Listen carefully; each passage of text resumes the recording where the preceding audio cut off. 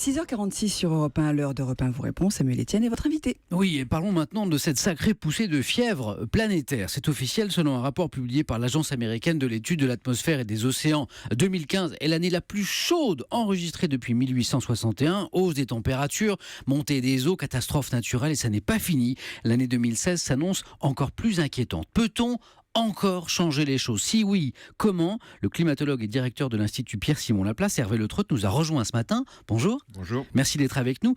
Le rapport publié par cette agence américaine est particulièrement anxiogène, on peut le dire. On a le sentiment que l'état de la planète ne cesse d'empirer. Ce bilan est-il une surprise pour vous? Non, en fait, on accumule des gaz à effet de serre depuis maintenant une soixantaine d'années au moins. Et ces gaz restent très longtemps dans l'atmosphère. Donc, ce que l'on voit, c'est l'effet de cette accumulation. C'est un peu comme, on peut voir l'atmosphère comme une bouteille que l'on remplirait, où le tuto d'évacuation est très restreint aujourd'hui.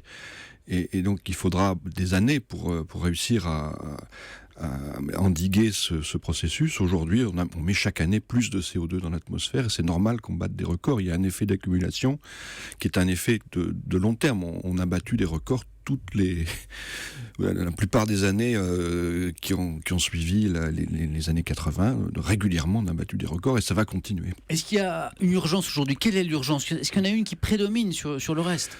Je crois qu'il faut essayer effectivement de se débarrasser de ce qui fait 80% des émissions de gaz à effet de serre, c'est-à-dire l'usage du charbon, du pétrole, du gaz naturel. Et c'est ce qui a été fait l'objet d'un consensus et d'une signature de tous les États lors de la conférence de Paris. La COP21, la COP21, mais ça représente des changements structuraux extrêmement importants et qu'il faut mettre en œuvre à tous les niveaux, pas seulement les gouvernements, mais aussi les entreprises, les citoyens, les régions, enfin à tous les niveaux de l'organisation sociale, on doit avoir des actions si on veut se débarrasser de ces gaz-là. Hervé Le Trott, c'est un thème qui passionne manifestement nos auditeurs. Beaucoup de réactions, beaucoup de tweets sur Internet. Sophie. Oui, Mag qui nous dit sanctionner les industriels, les entreprises qui polluent le plus. Ça, c'est une piste essentielle, les sanctions. Alors, les sanctions, mais il faudra aussi du développement de technologies pour remplacer les énergies actuelles par d'autres énergies. Donc, il faut effectivement des incitations financières extrêmement clairement. Aujourd'hui, on souffre d'un prix du pétrole qui est très, très bas et qui fait que les substitutions ne sont pas... Ça n'aide pas à aller vers ces énergies de substitution. Voilà, les substitutions. Financièrement. Voilà. Rappelons que fin 2015, et vous le disiez à l'instant, 195 pays et organisations ont planché sur le sujet, c'était la COP21 à Paris. 177 ont signé l'accord, seulement 22 l'ont ratifié. 22 pays qui ne représentent qu'1% seulement des émissions de gaz à effet de serre. Vous avez envie de parler d'un échec ou pas? Pourquoi seulement 22 pays? Non, il y a une lenteur de processus de ratification qui est courante, malheureusement. Donc on peut espérer que ça va changer quand même rapidement. Je pense que on verra aux États-Unis par exemple ce qui se passe, je pense après les élections, je sais pas, mais ça serait très lié au processus électoral. Donc dans tous les pays, il va y avoir un délai pour la ratification. Il faut que 55% des pays représentant 55% des émissions ratifient pour que le processus se mette en route. Et puis il y a la COP22 maintenant qui s'annonce, qui se profile à Marrakech, c'est en novembre prochain. Qu'est-ce que vous attendez de cette COP22? Je pense que ça va être une COP effectivement de prise de décision un peu plus technique. On a eu une COP21 qui était une COP d'affirmation des problèmes. Et on a vu tous les pays de la planète s'accorder sur un diagnostic extrêmement fort, puisque on dit qu'il faut diminuer les émissions de gaz à effet de serre de 40 à 70% en 2050, se débarrasser pratiquement de ces gaz dans la deuxième moitié de ce siècle. Maintenant, il faut mettre en place des agendas plus techniques. Et il y a des points de rendez-vous très forts en 2018 qu'il faut déjà préparer. Sophie, une autre réaction d'auditeur ce matin. De Maryse Ledeuf qui nous dit ça commence par tout à chacun au quotidien. Oui, c'est ça. Vous en parliez tout à l'heure. Tout le monde doit agir finalement, à commencer par nous, les citoyens, les consommateurs. Oui, les citoyens ont un rôle d'abord d'action, puis aussi un rôle de pression sur les gouvernements. Je pense que les enjeux qui sont là sont trop forts pour que on puisse imaginer que s'il n'y a pas une prise de conscience qui dépasse très largement celui des gouvernants ou des politiques, et on sait que c'est pas là peut-être qu'elle est toujours le plus forte, il n'y aura pas de moyen de mettre en place des choses de cette ampleur.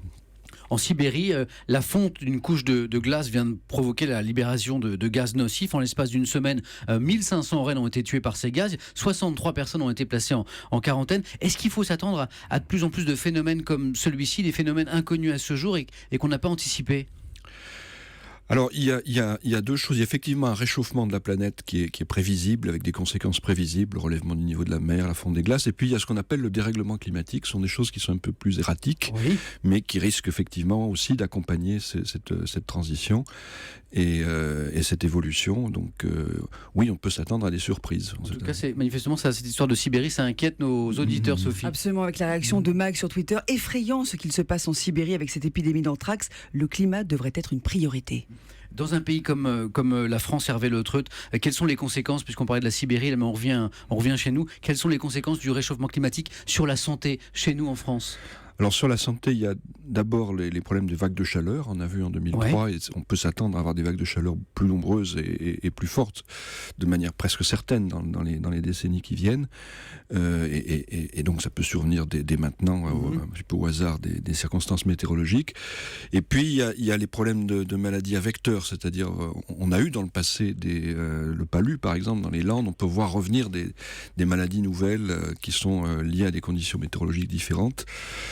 Voilà. Alors, On parle beaucoup du moustique Zika, par exemple, Voilà, en ce moment. Ouais. Donc, il y a un certain nombre de maladies. Après, il n'y a pas que les humains qui peuvent être malades. Ça peut être nos forêts, ça peut être... Donc, les problèmes biologiques sont des problèmes difficiles à suivre et qui peuvent être complexes. Justement, une dernière question, puisque vous nous dites qu'il n'y a pas que les humains qui peuvent tomber malades.